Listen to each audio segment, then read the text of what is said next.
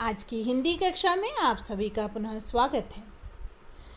बच्चों, जैसा कि हमने पिछली कक्षा में शब्द विचार के बारे में पढ़ा था और उसके भेदों को भी जाना था, उसी क्रम में आइए चलते हैं शब्द विचार के अगले भेद रचना के आधार पर, प्रयोग के आधार पर एवं अर्थ के आधार पर को जानते हैं। तो आइए सबसे पहले देखते हैं शब्द के दूसरे भेद रचना के आधार पर शब्द का भेद। रचना अर्थात निर्माण के बाद उसकी बनावट क्या होनी चाहिए के बारे में हम जानते हैं। बनावट अर्थात उसका निर्माण, जैसे एक शरीर के हाथ पैर नाक मुंह अंगों को अलग अलग जगह पर अलग अलग स्थान पर बनावट के आधार पर रखा गया है, उसी तरह से शब्द के भेदों में रचना के आधार पर शब्द का भेद किया गया है। तो आइए देखते हैं शब्द के रचना के आधार पर इनके तीन भेद होते हैं। पहला है रूढ़, दूसरा है यौगिक और तीसरा है योग रूढ़। आइए जानते हैं शब्दों को। रूढ़ शब्द, रूढ़ का मतलब है जैसे रूढ़िवादी, रूढ़ मतलब कि फिक्स हो जाना, अपने ही अर्थ में पूर्णतः विशेष रूप से स्थित हो जाना ही रूढ़ कहलाता है। जो कि परंपरा से किसी चीज़ का नाम वस्तु का चला आ रहा उन्हें रूढ़ कहते हैं। और इसमें एक विशेष बात होती है कि इनको खंड करने पर इनका कोई विशेष अर्थ नहीं निकलता है, ये अर्थहीन हो जाते हैं। अर्थात यह अपने शब्द में तो अर्थ देते हैं, लेकिन इन शब्दों को अगर हम अक्षरों में अगर अलग अलग खंडित करें तो इनका कोई विशेष अर्थ नहीं रह जाता है। जैसे मैंने कहा कि शेर, शेर शब्द सुन के आपके मन में विचार आया एक ऐसा जानवर जो कि जंगल का राजा कहलाता है, जंगल में रहता है और जिसके नाम से सभी डरते हैं, ठीक है, और कुछ नहीं ध्यान में आता है। तो ये रूढ़ हो गया, शेर शब्द अपने आप में रूढ़ हो गया। लेकिन अगर हम इसको विग्रह करते हैं तो शेर का कोई अर्थ नहीं रहता है। तो रूढ़ वो शब्द हैं जो अपने अर्थ विशेष में पूर्णतः समाहित हो जाते हैं, लेकिन अगर हम उनको विग्रहित करें, अगर तोड़ें, तो वो उनका कोई विशेष अर्थ नहीं रहता। अगर मैंने कहा नाक, तो नाक आप अपनी नाक को ही छुएंगे, न कि कान आँख पैर हाथ किसी अन्य चीज़ को छुएंगे। तो ये होते हैं रूढ़ शब्द। आइए चलते हैं अब इसके अगले भेद यौगिक शब्द की ओर। यौगिक, जैसा कि शब्द से ही आप समझ रहे हैं, योग से बना हुआ। योग अर्थात जोड़ या मेल। जब हम जोड़ते हैं दो शब्दों को तो जो एक नया शब्द उत्पन्न होता है वो यौगिक शब्द कहलाता है। परिभाषा देखते हैं। जो शब्द अन्य शब्दों के योग से बने हों तथा जिनके प्रत्येक खंड का कोई अर्थ हो उन्हें यौगिक शब्द कहते हैं। ये ऐसे शब्द होते हैं जो दो अलग अलग शब्दों से मिलकर तो बनते हैं और उन दोनों अलग अलग शब्दों का भी अपना विशेष अर्थ होता है और दोनों मिलकर एक नए शब्द को जन्म देते हैं, नए अर्थ वाले शब्द को बताते हैं। जैसे कि अब हमने कहा विद्यालय, इसमें दो शब्द बने हैं, विद्या और आलय, और दोनों मिलकर के विद्यालय अर्थात स्कूल को बताते हैं। उसी तरह हमने कह दिया रसोई घर, रसोई और घर दो अलग हैं, लेकिन इन दोनों को मिलाकर रसोई घर अर्थात जिसे आप इंग्लिश में किचन कहते हैं बन जाता है। इस प्रकार से यौगिक शब्द वो हैं जो दो शब्दों से मिलकर बने होते हैं और उन दोनों शब्दों का अपना विशेष अर्थ होता है और ये दोनों मिलकर एक नए शब्द को जन्म देते हैं। चलते हैं अब इसके तीसरे भेद योग रूढ़ शब्द की ओर। अब पहले दो शब्द जो हमने पढ़े, योग, यौगिक और रूढ़, इन दोनों को मिलाकर जो नया शब्द बनता है वो है योग रूढ़ शब्द। यानी दोनों रूढ़ की और यौगिक की दोनों की विशेषता इस शब्द भेद में होती है। कैसे देखते हैं।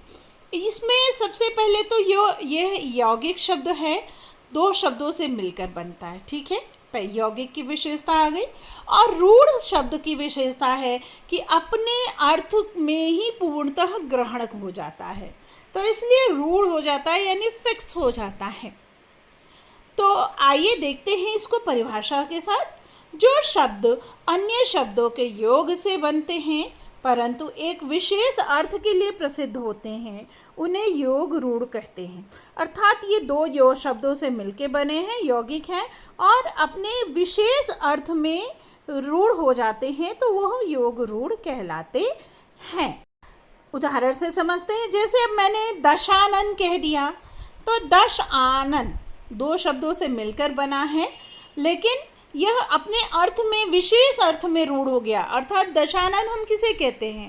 रावण को, यानी रावण के लिए यह शब्द अपने में रूढ़ हो गया, वह दशानन हो गया।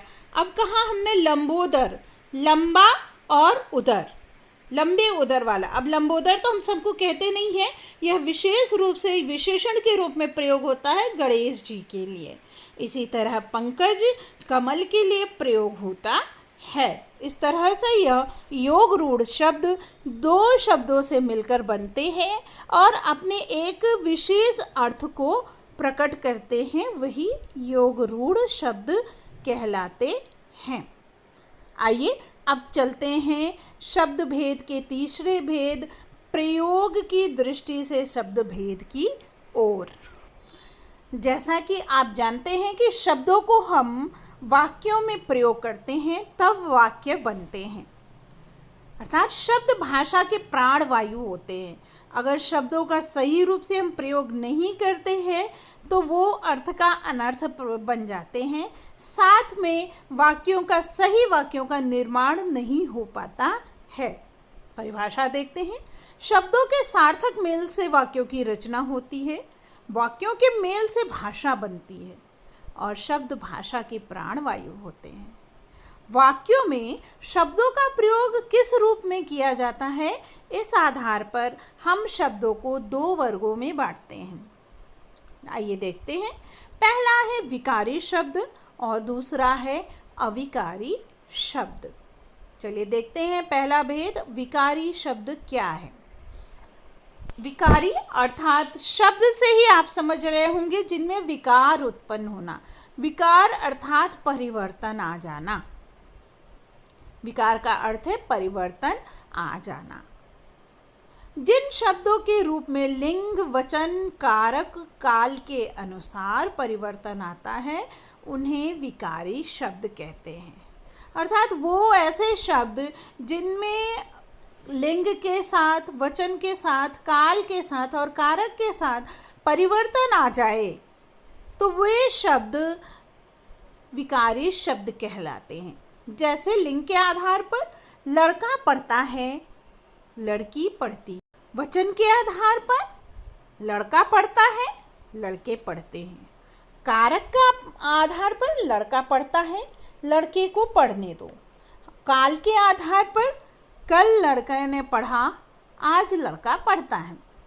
तो इस प्रकार समय यानी काल, वचन, कारक के आधार पर विकारी शब्द परिवर्तित होते हैं।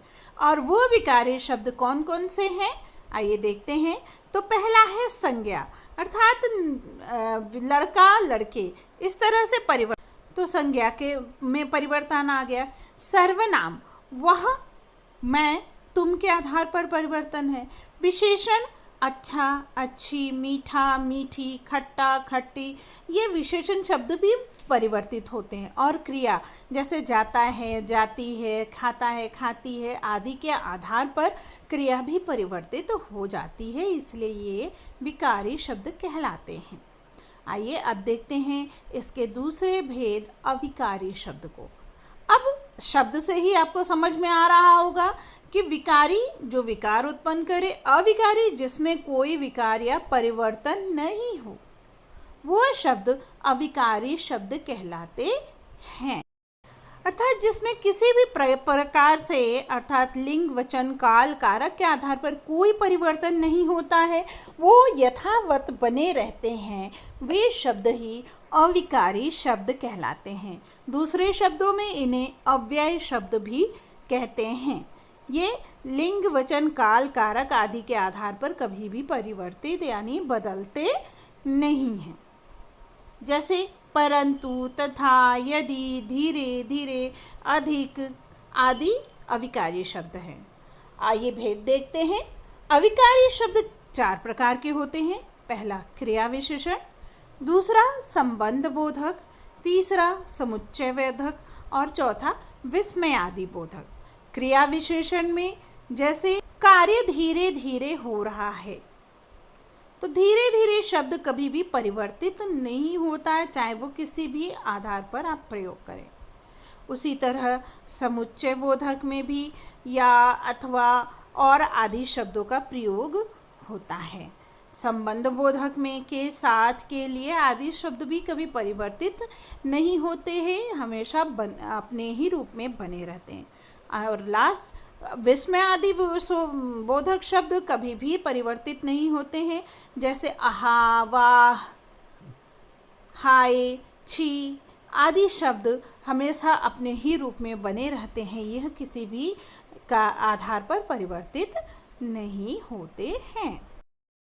आइए अब चलते हैं शब्द भेद के अंतिम भेद, अर्थ के आधार पर शब्द भेद। वैसे तो शब्दों के अर्थ निश्चित ही माने जाते हैं, परंतु कभी कभी ज्ञान, बोध, वक्ता, श्रोता और प्रस्तुतीकरण के आधार पर उनके अर्थों में पर्याप्त अंतर आ जाता है। अर्थात कभी कभी एक शब्द के अनेक अर्थ भी आ जाते हैं। इसी के आधार पर, अर्थ के आधार पर शब्द के अलग अलग भेद होते हैं। जैसे हरि भगवान को कहते हैं और बंदर को भी। इसी प्रकार शब्द के निम्न भेद हैं। पहला है विपरीतार्थक अथवा विलोम शब्द, दूसरा है अनेकार्थी शब्द, तीसरा है अनेक शब्दों के लिए एक शब्द, चौथा है एकार्थ प्रतीत होने वाले शब्द, पांचवा है श्रुति संभिन्नार्थक शब्द और छठवां है पर्यायवाची शब्द। इन शब्दों में हम एक शब्द के अलग अलग अर्थ जानते हैं। जैसे पर्यायवाची शब्द में कमल के लिए पंकज का प्रयोग होता है, जलज का प्रयोग होता है, वारिज का प्रयोग होता है। उसी तरह बादल के लिए वारिद, जलद, अम्बुद का प्रयोग होता है।